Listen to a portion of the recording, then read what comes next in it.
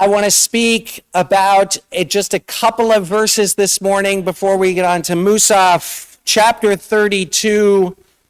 You don't have to look at it. I'm going to give it all to you, but if you want to, we read the Reubenites and Gadites owned cattle in very large numbers.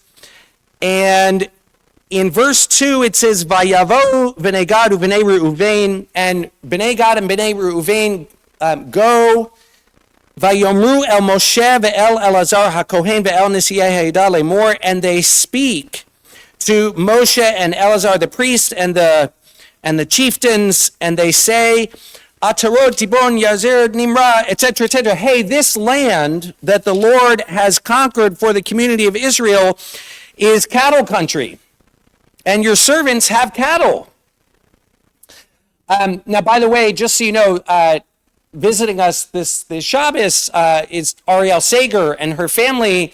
This is up there, okay, the Golan Heights. It's good cattle country. And let me tell you, I went to a wonderful meat restaurant when I was there in February. It was called Beit Midrash La Basar, which means sort of a school for eating meat. It was wonderful. I highly recommend it. So this is cattle country, okay? And they come and they say it's cattle country. And then it says, Vayomru imatzanu chen be'enecha yutan haaretz. And they said, if we have found favor in your eyes, then, could we have this land for us?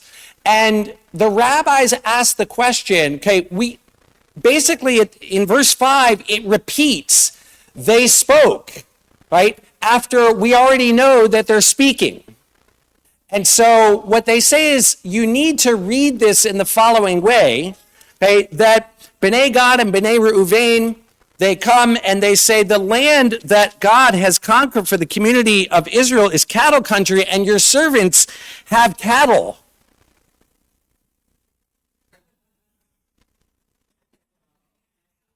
And then they have to speak again. Right? After this long pause, according to Abarbanel, right, they have stopped speaking because they're trying to give a hint. Hey, this is good cattle land, and we have and they don't want to make their ask explicit. And Moses is having none of it. He said, I'm going to wait, and you have to get these words out of your mouth. And then, by the way, he lays into them, okay? And he lays into them because he basically is saying, this is what caused us to wander in the desert for 40 years, this sin of the spies. And you're coming to me and you're saying, and they actually say the words, Al ta'avirenu et ha'yarden, don't bring us across the Jordan. Right? And in a couple of weeks, Moshe is going to recount that he is saying to God, please, Abrana, please let me cross the Jordan. All he wants to do is cross the Jordan. And they're saying, don't bring us across the Jordan. And Moses is saying, this is what brought down the people before, and you really need to do this. Right? So Abarbanel says that they're giving a hint. And if we just took that portion, we could learn a couple of things. Number one, patience. Patience when we are in conversation. I'm going off script here a little bit. I've been meeting since I got back from sabbatical with many different leaders and people in our community. And friends, our discourse is broken. It's broken. We can't speak to each other anymore. And Moshe is teaching us one really important thing. Listening is not waiting for the person to be done so that you can say what you want to say. We need to learn patience and relearn it. Have patience and listen before you speak. And Moshe is also teaching that it is always better when someone convinces themselves. Very rarely are you going to be in a conversation with somebody and be able to change them over to your side.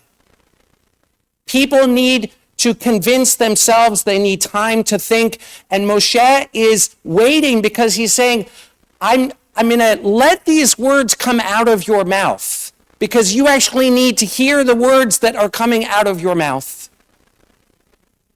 And it's going to ring much more true if you hear them yourselves rather than me saying them for you. One other interpretation, Tzur HaMa'or, who was Rabbi Avraham Saba, he lived from 1440 to 1508, first in Spain and Portugal, and then fled the Spanish Inquisition and lived the rest of his life in Morocco. And he also notices this pregnant pause. And what he says is that the Bnei Gad and Bnei Reuven, they stopped because what they said to themselves is, we started speaking to Moses and to Elazar HaKohen and all of the chieftains.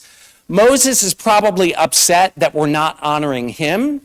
And so now we're going to speak directly to Moses because he's the leader. And Moses, according to Tzur HaMa'or, is thinking to himself, you've missed this completely. I'm not worried about my honor. I'm worried about the people. I'm worried about what's going to happen if we repeat the same mistakes as 40 years ago. My teacher, Dr. Walter Hertzberg, who has been here and taught before, was teaching this particular commentary with a group of students, and there was a JTS student named Roni Tabik who made a great psychological insight. She said, according to this comment, the Bnei Gad and Bnei Reuven, they see in Moses the flaw that they have in themselves. They see in Moses, Moses is prioritizing his honor as an individual over the nation, when that's exactly what they're doing. They're thinking of themselves first and the people second. The rabbis will say in other places, and I think it's also in the New Testament, if you see a flaw in someone else, look within. Ask yourself, why is it that I'm seeing what it is that I'm seeing? This is the 3 weeks. The 17th of Tammuz to the 9th of Av. And our tradition says to us that we are to relive, to re-experience what leads to the destruction of the temple. And it's not a building. It's what drives God away from us. It's what drives away the divine presence. And that each one of us should look within and ask, how am I doing that? We need patience. We need to listen. We need to ask ourselves, not how am I right and how can I convince everybody of my own rightness, but where might I be wrong? And how can I contribute to making things a little bit better? Shabbat Shalom.